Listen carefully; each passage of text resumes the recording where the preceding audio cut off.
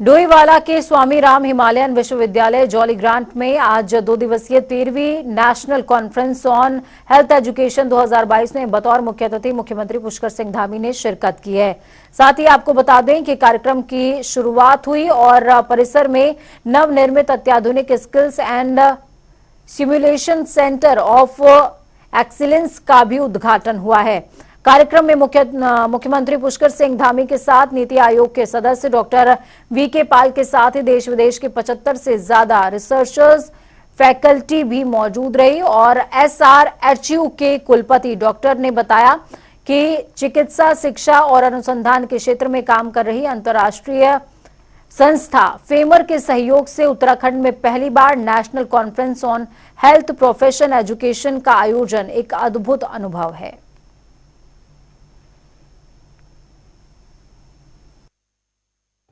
आज Himalayan institute में बहुत अच्छा नया लैब यहाँ पर जिसका आज लोकार्पण हुआ है।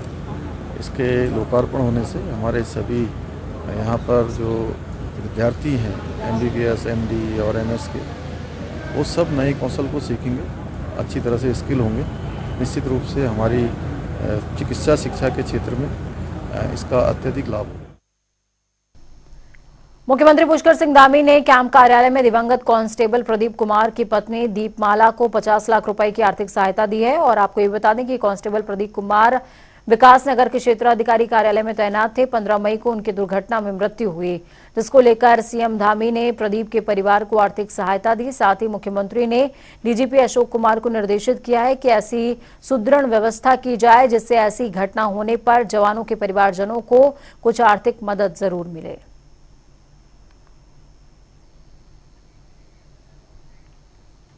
कांग्रेस ने उत्तराखंड में माड़ा से भारत जोड़ो यात्रा की शुरुआत करने का फैसला किया है। तो वहीं कांग्रेस की यात्रा पर बीजेपी अध्यक्ष महेंद्र भट्ट ने निशाना साधा। भट्ट का साफ तौर पर कहना है कि पीएम मोदी के माड़ा में जनसभा करने के बाद ये स्थान विश्व पटल पर आ गया। ऐसे में कांग्रेस भी यहां का फायदा उठाना चाहती है। वहीं सभी को पता है कि कांग्रेस जोड़ने से ज्यादा तोड़ने का काम कर रही है। देखिए, माड़ा गांव अब विश्व स्तर पर प्रसिद्ध हो गया मोदी जी के आने के बाद, और अच्छा लगा मुझे कांग्रेस के लोगों को माना ध्यान आया। और जहां तक उनका भारत जोड़ो यात्रा का विषय है, तो राहुल गांधी जी की यात्रा भी चल रही है। अब उत्तराखंड से प्रारंभ करें तो हम स्वागत है, लेकिन जिन लोगों ने भारत को तोड़ा हो उनको भारत जोड़ने का जो नारा लेकर चल रहे हैं, मुझे नहीं लगता कि जनता उस पर बहुत ज़्यादा विश्वास करने की स्थिति में है, क्योंकि पूरे देश के अंदर जो कांग्रेस द्वारा जो समाज को तोड़ने के काम हुए वो लोगों के मन मस्तिष्क में आज भी है। ठीक है, विपक्षी दल का अपना कार्यक्रम है, मुझे उस पर कोई आपत्ति नहीं है, लेकिन इतना मैंने कहा जनता को जिस उद्देश्य जोड़ने का वो काम कर रहे हैं, जनता को पता है कि समाज को तोड़ने का, देश जोड़ने तो दूर की बात, समाज को तोड़ने का भी काम अगर किया है तो कांग्रेस के लोगों ने। प्रदेश अध्यक्ष करण मारा ने विधानसभा सत्र को लेकर सरकार की मंशा पर सवाल उठाए हैं। उन्होंने कहा कि विधानसभा के शीतकालीन सत्र को सरकार जल्दबाजी में निपटा सकती है। वर्तमान में कई गंभीर विषयों को लेकर सरकार विपक्ष के निशाने पर है और विधानसभा में इन मुद्दों का गूंजना तय है, जिसको देखते हुए सरकार सत्र को जल्दबाजी में निपटाने की कोशिश करेगी। तो वहीं करण मारा का कहना है कि यूके 888 भर्ती घोटाला, अंकिता हत्याकांड, आतंकवादियों की गिरफ्तारी जैसे गंभीर विषयों को विधानसभा सत्र में उठाने का काम कांग्रेस करने वाली है।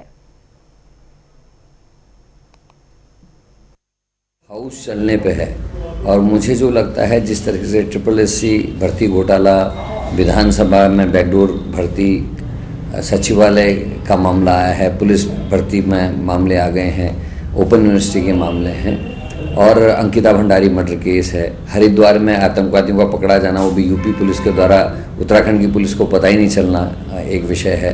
उसके अलावा खनन माफियाओं के द्वारा मर्डर किया जाना,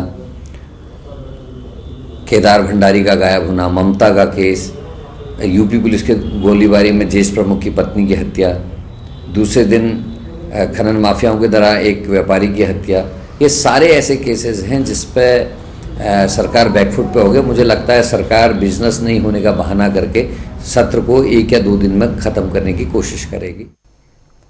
उत्तराखंड में महिलाओं की सुरक्षा के लिए उत्तराखंड पुलिस ने गौरा शक्ति नाम से मोबाइल ऐप तैयार किया हुआ है। इसके माध्यम से महिलाएं किसी भी आपात स्थिति में पुलिस को शिकायत कर सकती हैं। इस ऐप के माध्यम से कोई भी व्यक्ति पुलिस को अपराध के बारे में फोटो या फिर वीडियो से शिकायत कर सकता है। इसके साथ ही पुलिस ऐप में SOS बटन भी दिया गया है ताकि सेकंड्स में अब महिलाएं अपनी लोकेशन और अपनी समस्या को पुलिस तक पहुंचा सकें।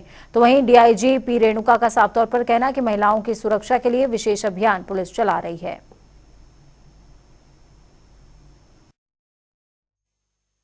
उत्तराखंड में तो महिलाओं के प्रति काफ़ी हमने हमारा फोर्स को भी सेंसिटाइज किया है और इंफ्रास्ट्रक्चर के उसमें तो हम हर थाने में महिला सेल गठित किया है एंड उनके हमने इंफ्रास्ट्रक्चर भी प्रोवाइड कर रहा है। इसे हमने स्कूटी वगैरह भी कुछ महिला हेल्प डेस्क को हमने किया है ताकि कोई भी महिला कॉल करते तो तुरंत ही महिला पुलिस वहाँ पर मौके पर पहुँचे। सो ऐसे एक QRT भी हमने गठित किया है। तो वहीं UKSSC और महिला आरक्षण को लेकर ऊपर साधते हुए कहा कि विधानसभा सत्र के दौरान हमारी एक सूत्रीय मांग थी कि CBI जांच हो। सरकार ने समय समय पर तर्क दिया, 45 लोग गिरफ्तार हुए, लेकिन अभी तक 20 से ज्यादा आरोपी जमानत पर हैं। सरकार ने बिना सबूतों के केवल वाहवाही लूटने के लिए गिरफ्तारियां की थी। ऐसे में जो लोग छूटे हैं वो दोबारा से नौकरियां बेचने का काम करेंगे। पहले से नहीं थी कि दोषियों को कठोर सजा दी जाए और आने वाले समय के लिए एक एग्जाम्पल सेट किया जाए कि जिससे कि प्रदेश में रोजगार का व्यवसाय कोई ना करे, कि जो रोजगार बेचने का कोई व्यवसाय ना कर सके। लेकिन सरकार झूठी तारीफें, झूठी बातें, अखबारी और मीडिया की वाहवाही लेने के लिए बिना सबूतों के लोगों को उठाती रही और जेल भेजती रही। और अब जो 3 महीने में छूट कर आ गए हैं तो आप समझ सकते हैं कि वो ये काम फिर से शुरू करेंगे। सरकार की मंशा इससे पहले भी आप लोगों ने देखी होगी कि स्पष्ट नहीं थी। जब रुड़की में फॉरेस्ट गार्ड भर्ती में ब्लूटूथ से नकल हुई थी, 17 लोगों के खिलाफ मुकदमा दर्ज हुआ था। वो 17 लोग हाईकोर्ट जाकर अपने मुकदमों को कंपाउंड करा के ले आए।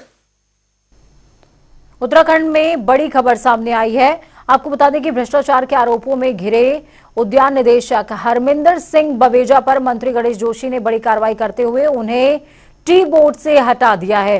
मंत्री गणेश जोशी के अनुसार बवेजा के ऊपर जो आरोप लगे हैं उसकी जांच चल रही है और 2 मुद्दों पर बवेजा से जवाब मांगा गया है, जिसका जवाब अभी नहीं आया है। जैसे ही जवाब आएगा वैसे ही उन पर कार्रवाई की जाएगी। फिलहाल टी बोर्ड से उनको हटा दिया गया है।